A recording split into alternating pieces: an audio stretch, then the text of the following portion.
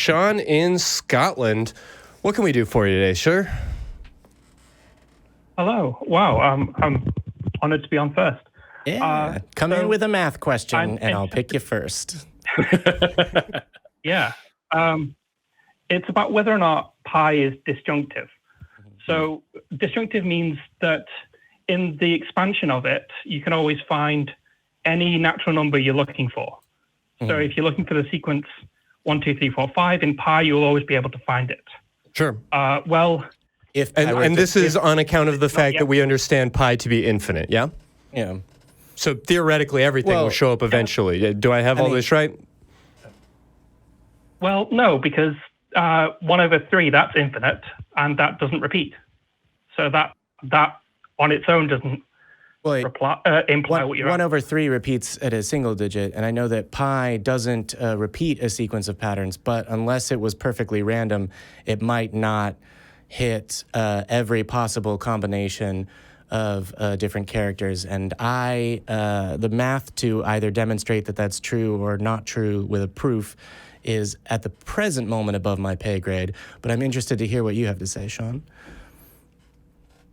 Well, there is a counterexample to the idea that a number never repeats, and yet is infinite, and yet is not disjunctive.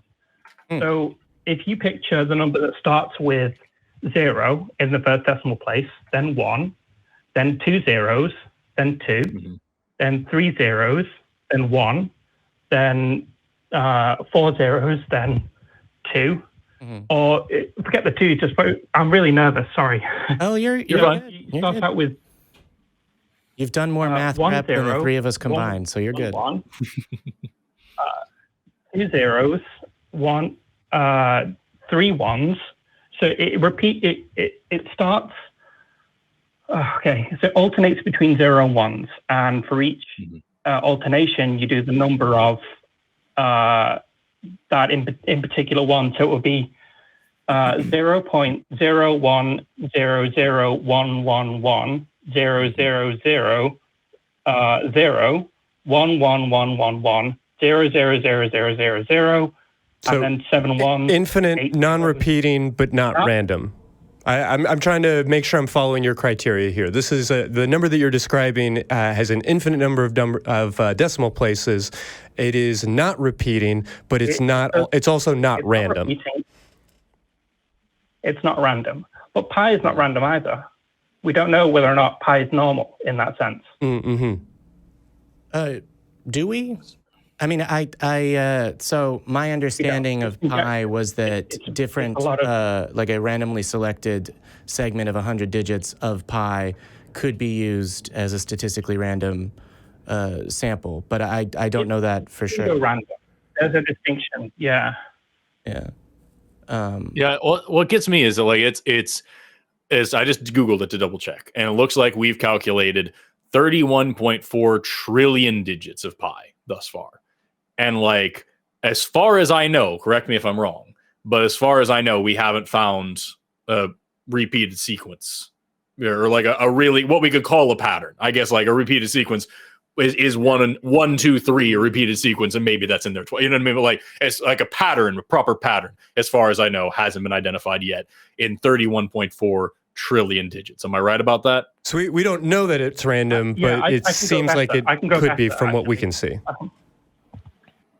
Yeah, so there's a library of online integer sequences. It's called, the Online Encyclopedia of Integer Sequences. Oh, are you on the oeis.org as well right now? Yes, I am. I'm looking at that now. So if you look up the sequence A036903, it's a scan of the digital expansion of pi until all n-digit strings has been seen. And it's based on this sequence that they make the conjecture. So they haven't proven it yet, but it's based on this sequence that I cited that they've made the conjecture.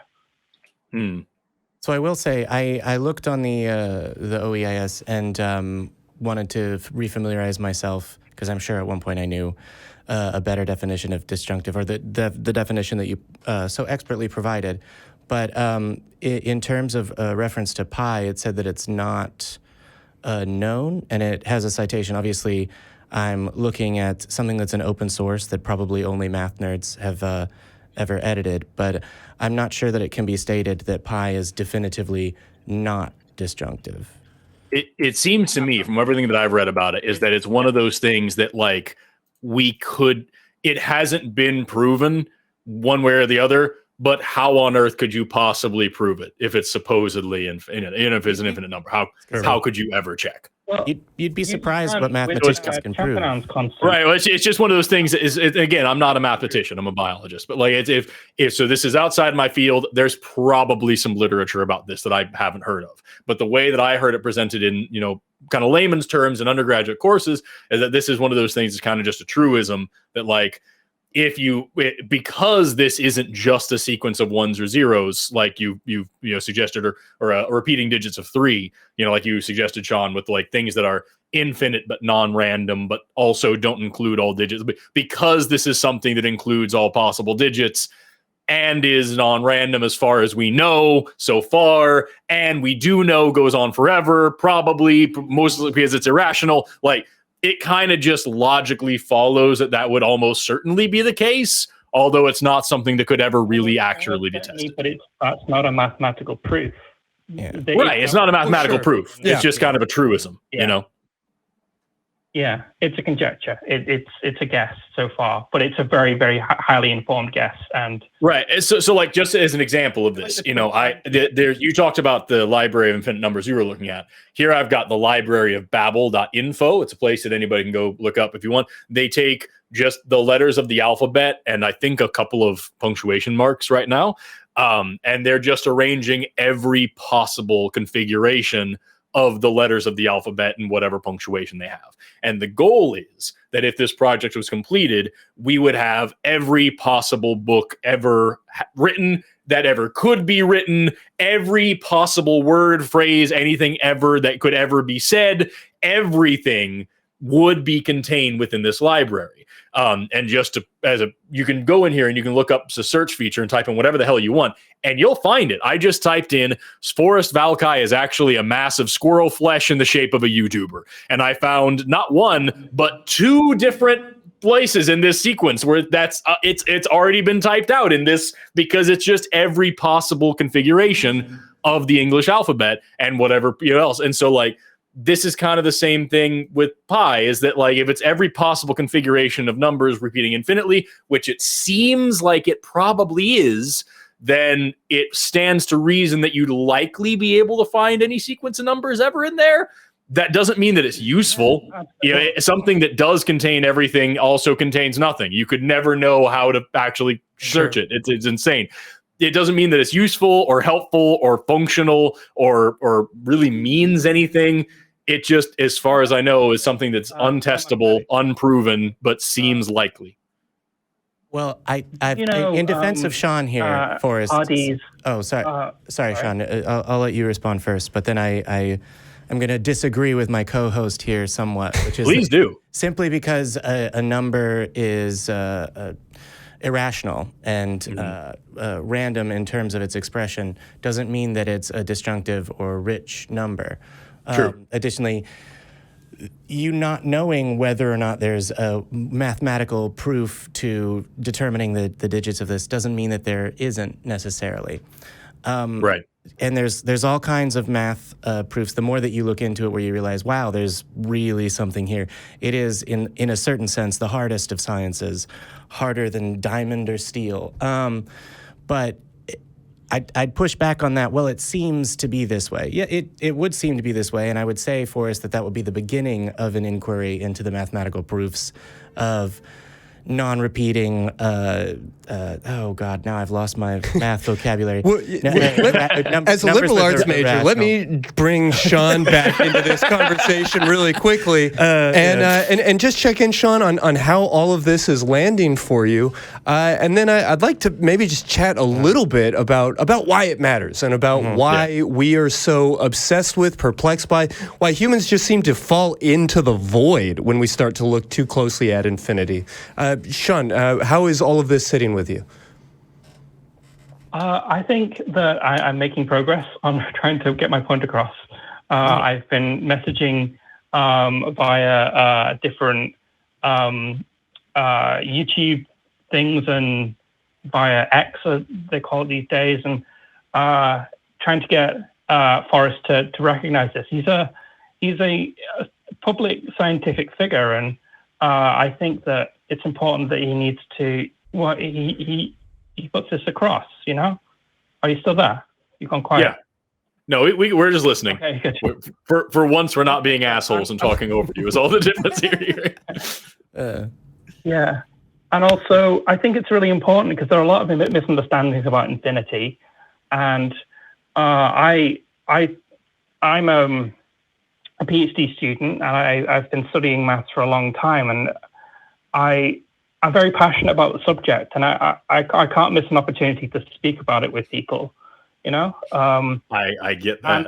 And I just got to say something. I can't let this go. One thing you said that. Okay, what is the use? Well, do you know Hardy's A Mathematician's Apology? It's a book written in, I think, like the 50s, something like that, and it attempts to explain why pure mathematicians do what they do. And he gave an example that he thought will have no practical application, and he just thought, oh, isn't this thing beautiful? It's, you know, we study it for its own sake. But now, these days, the very security of the internet is based on these theorems that he cited as not having any use. So we don't know what the future use of a pure mathematical statement will be in the future. So yeah, I just thought I'd raise that point. Yeah, no, I'm definitely a defender of science, no matter what its supposed functionality is on the surface and whether or not we feel like we can apply it. I definitely, as a member of the ultra soft sciences, and particularly as a clinician, I am always asking myself, like, okay, how can we use this information to make the world a better place in order to allow people to be happier, to be free from harm and these kinds of things. But that doesn't mean the pursuit of these questions of infinity is not significant. All of that said, we're 20 minutes into the show and we're talking a lot of numbers. Is there anything else that feels important before we jump into maybe a little more well-grounded conversation, as much as I appreciate your time, Sean? I don't know what else to say.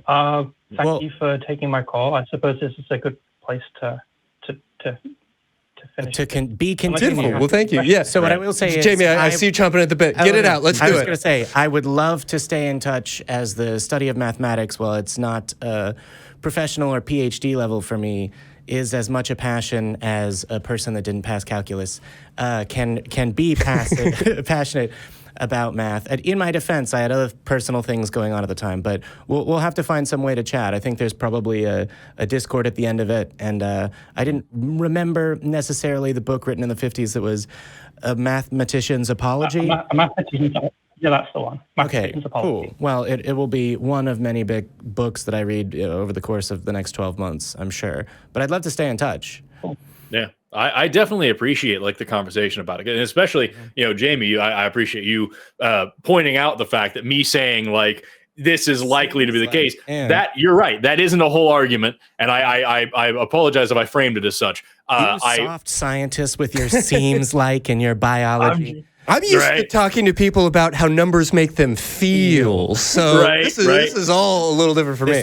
There's no feelings in math. There's no crying in baseball. The issue is for me that numbers don't have genetics or behaviors that I can recognize and do statistics on. You know what I mean? So it's kind of it's hard for me to wrap my head. But like this is, you know, the way that I've heard it for so long, and it's very, very, very likely that what I learned was a very dumbed down version of a much more expansive topic meant for people like me who aren't majors in this area, that aren't studying this kind of thing, that are just interested in weird shit about the universe. So like, yeah, I'm always down for hold on to that speech that Forrest just gave. I suspect it's going to come up and be a very useful tool for us to hold on to for later. Because sometimes we do have things explained in that sort of like broad sense. And very reductionist. They're not inaccurate, but that doesn't mean they're true.